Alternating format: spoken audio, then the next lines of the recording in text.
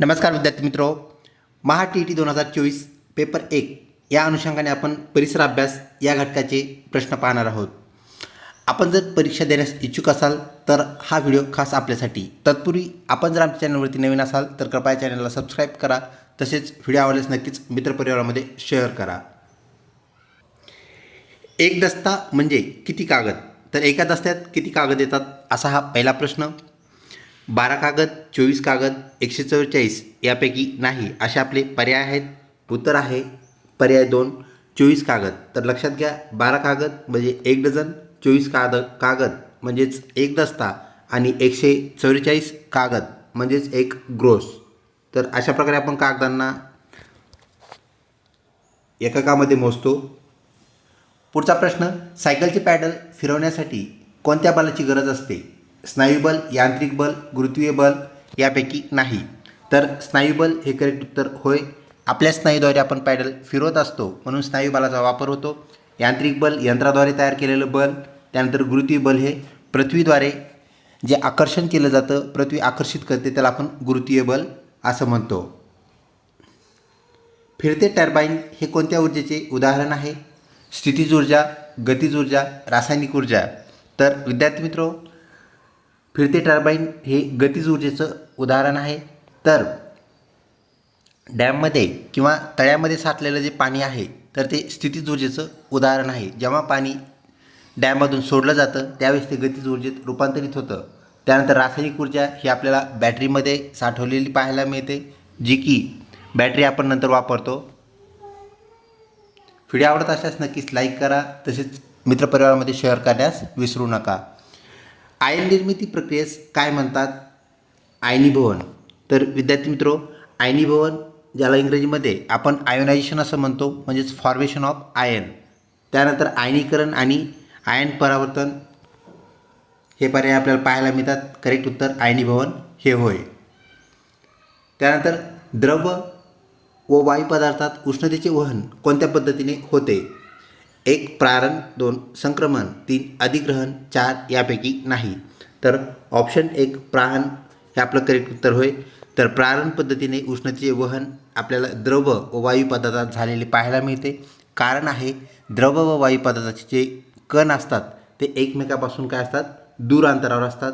तसेच आपल्याला माहीत आहे, स्थायू पदार्थाचे जे कण असतात ते काय असतात? एकदम चिटकून असतात किंवा खेटून असतात आणि त्यांचं एक विशिष्ट रचना सूत्र आपल्याला असलेलं पाहायला भेटतं, म्हणजेच ते एकमेकांना कण चिटकलेले असतात. पुढचा प्रश्न, पवन ऊर्जा हा ऊर्जेचा कोणता प्रकार आहे? 1 अनवकरणीय स्रोत, 2 नवकरणीय स्रोत, 3 1 किंवा 2, 4 यापैकी नाही. तर विद्यार्थी मित्रो, हा नवकरणीय स्रोत आहे, म्हणजे जो स्रोत कधीही संपत नाही, कंटिन्यू आपण त्याला वापरू शकतो. पवन ऊर्जा म्हणजेच वाइंड एनर्जी ती आपल्याला हवेपासून मिळत असते. ऑप्शन 2 करेक्ट उत्तर होय. पुढचा प्रश्न, जीवाश्म इंधन ऊर्जेच्या कोणत्या प्रकारचा स्रोत होय? तर नवीकरणीय, अनवीकरणीय. विद्यार्थी मित्रो, जीवाश्म इंधन जे आहे हा ऑप्शन 2 अनवकरणीय स्रोत असल्याला आपल्याला पाहायला मिळतो. म्हणजे जीवाश्म इंधन एकदा संपल्यानंतर ते आपल्याला परत तयार करता येत नाहीत. तर यामध्ये असणारे पेट्रोकेमिकल्स आपल्या परिचयाचे आहेत. पेट्रोल, डिझेल, केरोसिन हे जीवाश्म इंधने आहेत. तर ते अनवकरणीय स्रोत आहेत. संपले की संपले. पुढचा प्रश्न, प्राणी व वनस्पती हे कोणत्या प्रकारचे ऊर्जा स्रोत आहेत? नवकरणीय, अनवकरणीय, 1 किंवा 2 आणि 3 यापैकी 4 यापैकी नाही. विद्यार्थी मित्रो, ऑप्शन 1 जो आहे नवकरणीय, म्हणजेच प्राणी व वनस्पती याची वारंवार निर्मिती केली जाऊ शकते, त्यांचं पुनर्जनन केलं जाऊ शकतं. त्यामुळे ऑप्शन 1 नवकरणीय स्रोतामध्ये आपल्याला प्राणी वनस्पती हे असलेले पाहायला मिळतात.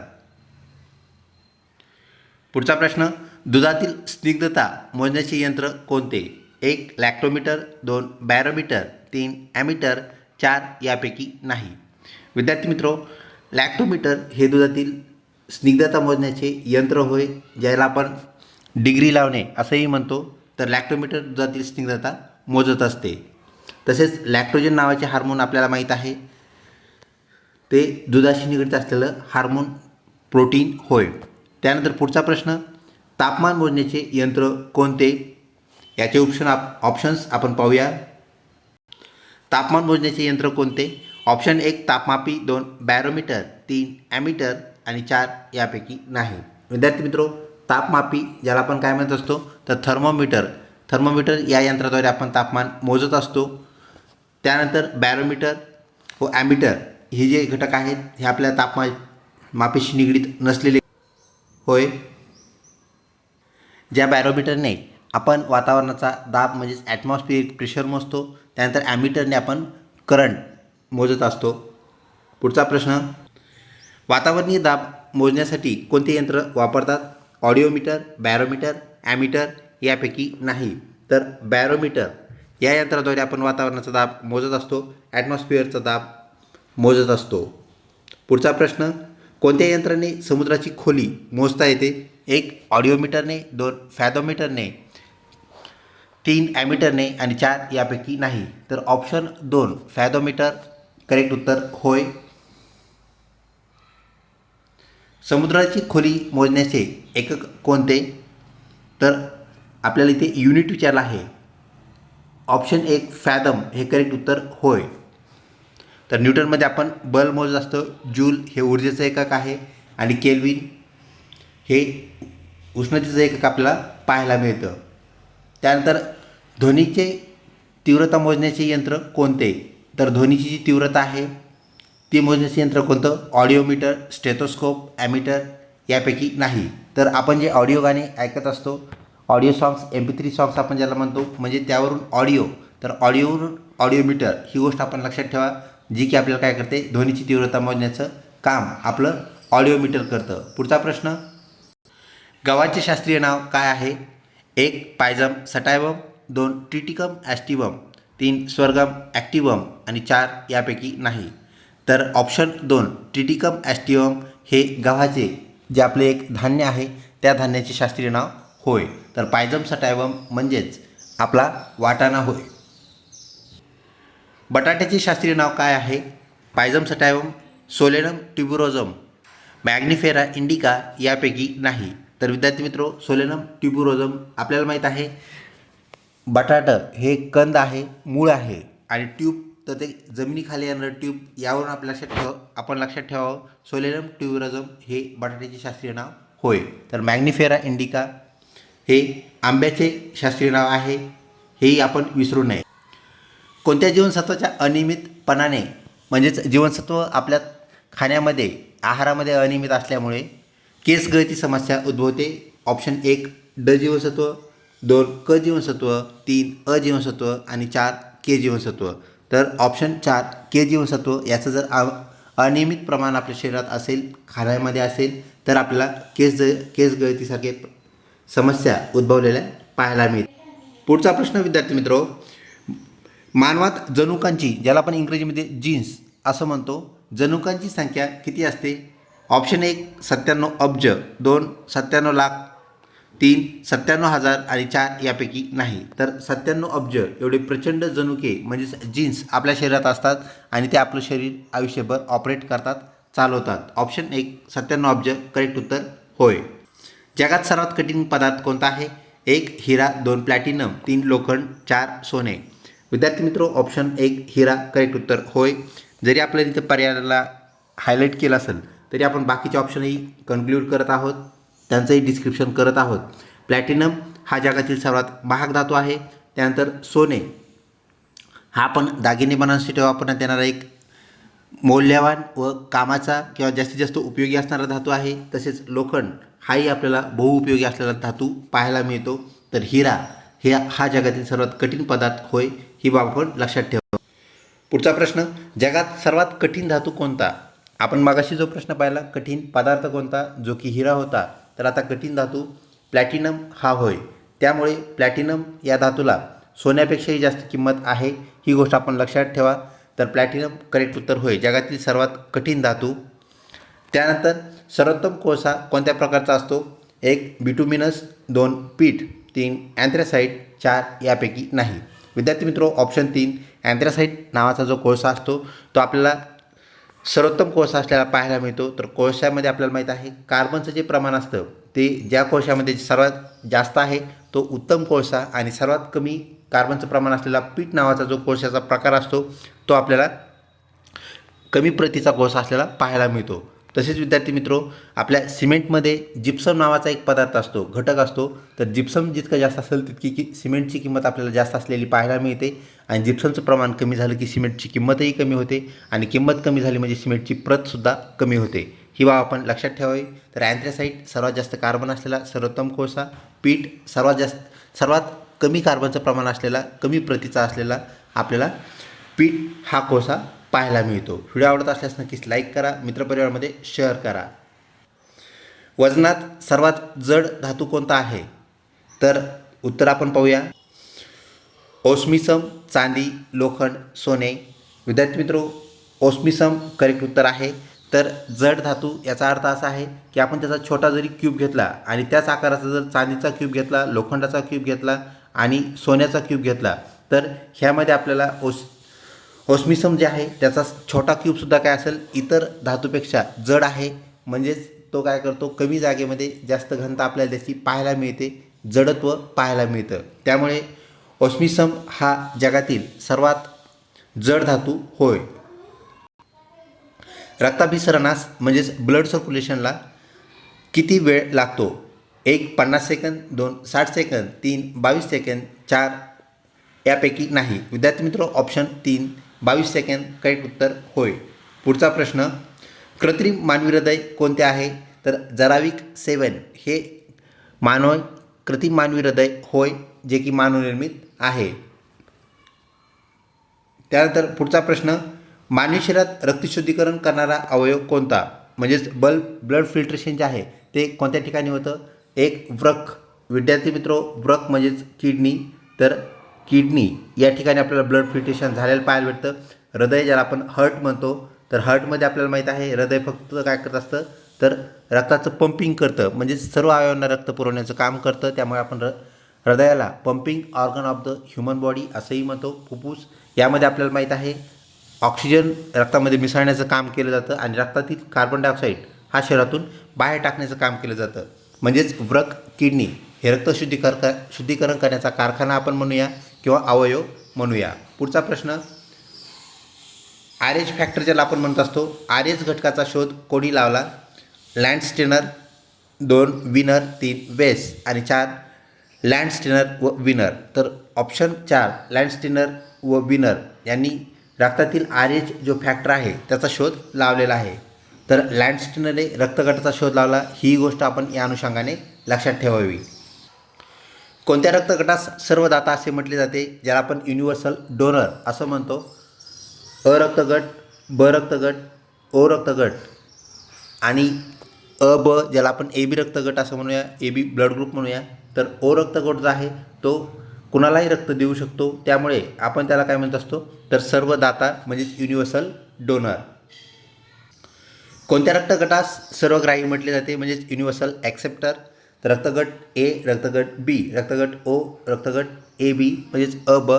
तर रक्तगट अ ब जो आहे जो की कॉम्पॅक्ट फॉर्ममध्ये असतो, ब्लड ग्रुप ए बी हा जो आहे आपण याला सर्वग्राही युनिव्हर्सल ॲक्सेप्टर असं म्हणत असतो. तर लक्षात घ्या, ओचं रक्त कोणालाही चालतं, परंतु ओला ज्यावेळेस रक्ताची गरज पडते त्याला फक्त ओचंच रक्त चालतं. युनिव्हर्सल डोनर जो आहे तो फक्त त्याच गटाचं रक्त घेतो, म्हणजे ओ रक्तगटच तो स्वीकारत असतो. ही गोष्ट या अनुषंगाने आपण लक्षात ठेवा. अन्नसाखळीत ऊर्जा संक्रमणाची दिशा कोणती असते? तर उत्पादकाकडून भक्षकाकडे, भक्षकाकडून उत्पादकाकडे, विघटकाकडून भक्षकाकडे आणि यापैकी नाही. विद्यार्थी मित्रो, उत्पादक आपल्याला माहीत आहे वनस्पती ज्या आहेत त्या आपल्या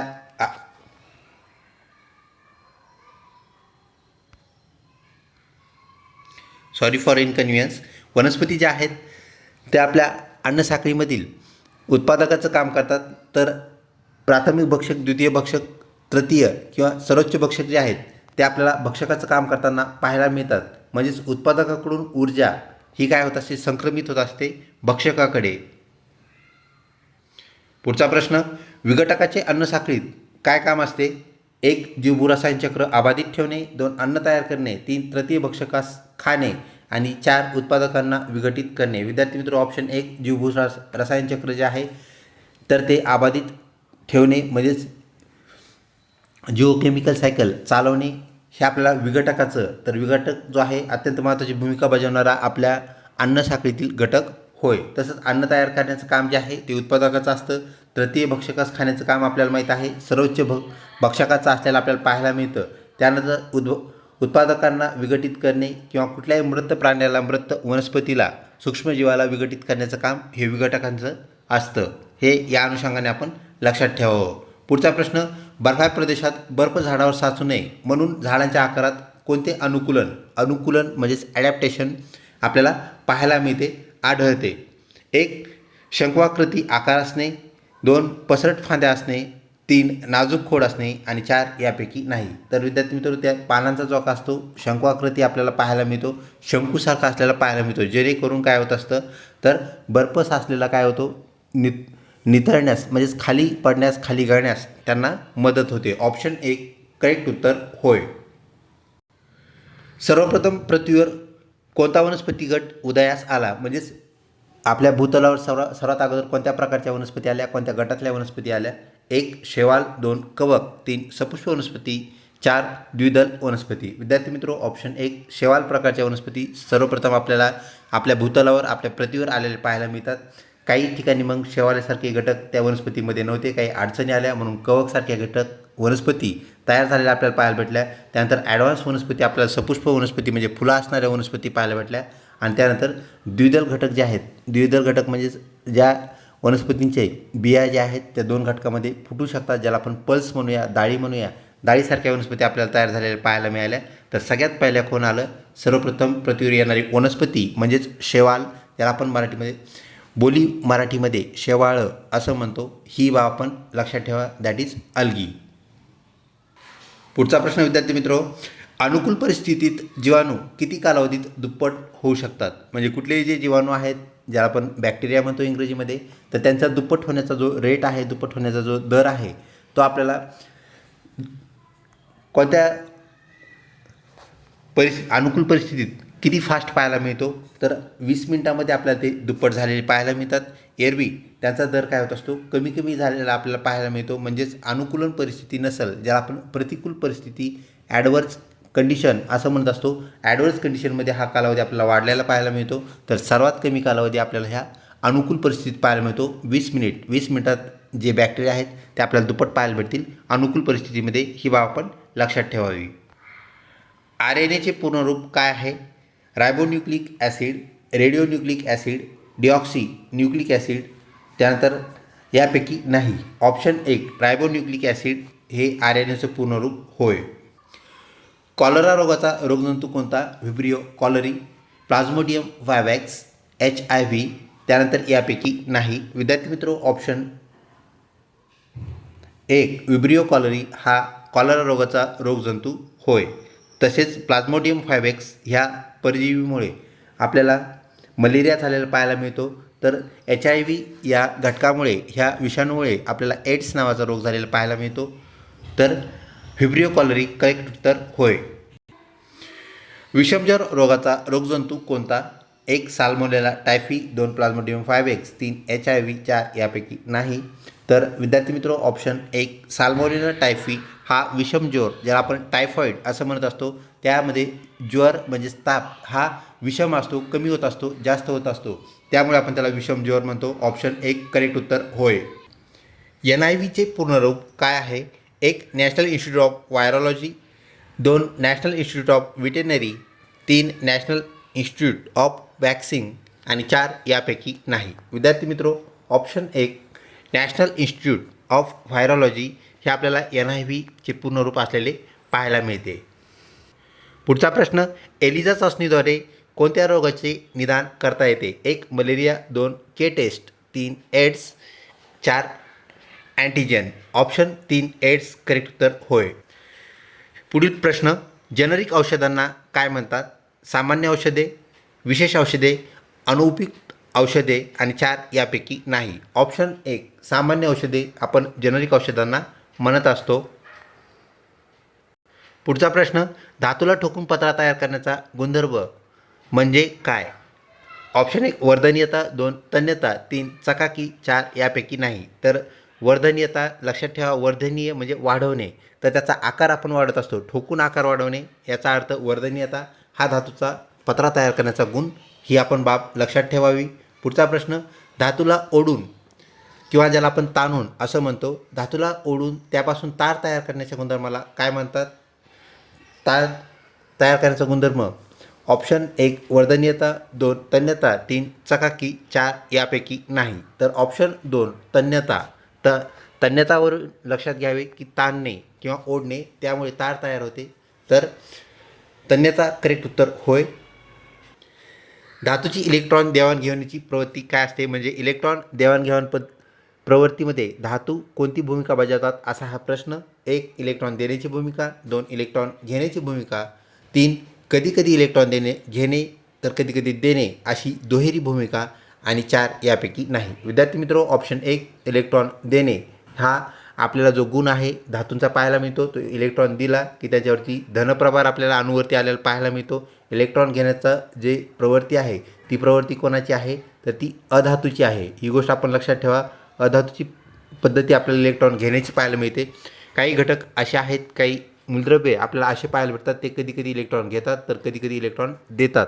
ज्या मूलद्रव्यांना आपण काय म्हणत असतो? धातू साधित म्हणजेच मेटॅलॉइड्स. तर कार्बनसारखे घटक, सिलिकॉनसारखे घटक आपल्याला मेटॅलॉइड्स असलेले पाहायला मिळतात. यावरून याही बाबी आपण लक्षात ठेवायच्या आहेत. व्हिडिओ आवडत असल्यास नक्कीच लाईक करा. पुढचा प्रश्न, इलेक्ट्रॉन दिल्यावर मूलद्रव्यावर म्हणजेच एलिमेंटवर कोणता प्रभार म्हणजेच चार्ज वाढतो?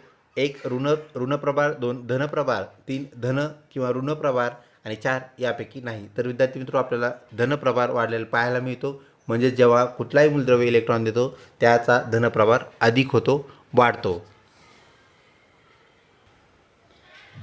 महत्त्वपूर्ण प्रश्न, पदार्थाच्या लहान कणास महर्षी कणाद यांनी काय म्हटले होते?